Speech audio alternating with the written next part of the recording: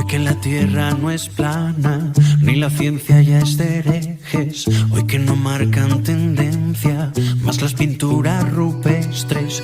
Hoy que no tienen sentido las palomas mensajeras. Ahora que por fin las redes unen al planeta. Ella no es la princesa delicada que ha venido a este par y a estar sentada. Ella no es solamente lo que ves. Allá ni tú ni nadie le para los pies. Déjala que baile con otros zapatos, unos que no aprieten cuando quiera dar sus pasos.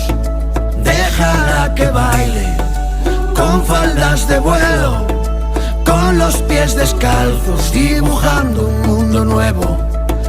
Déjala que baile.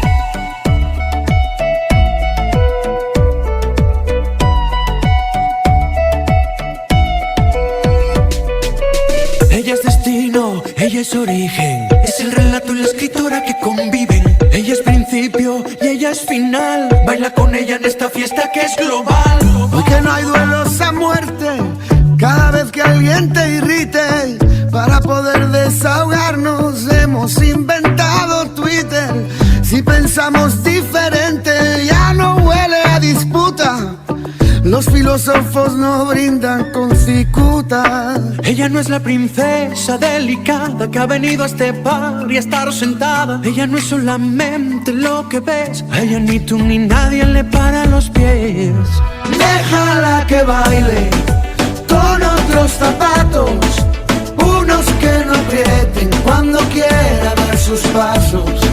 Déjala que baile con faldas de vuelo, con los pies descalzos, dibujando un mundo nuevo. Déjala que baile.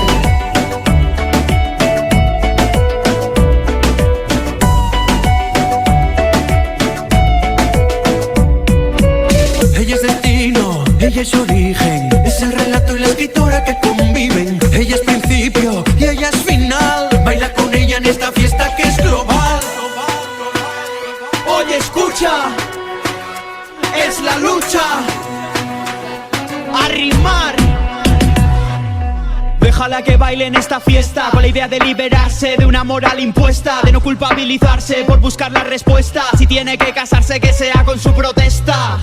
Este solo es mi humilde modo de decir que aquel que busca un florero es que no cuida su jardín. Así que olvida todo lo aprendido y sale a bailar, pues ninguna estrella pide permiso para brillar. Déjala que baile con otros zapatos, unos que no aprieten cuando quiera dar sus pasos.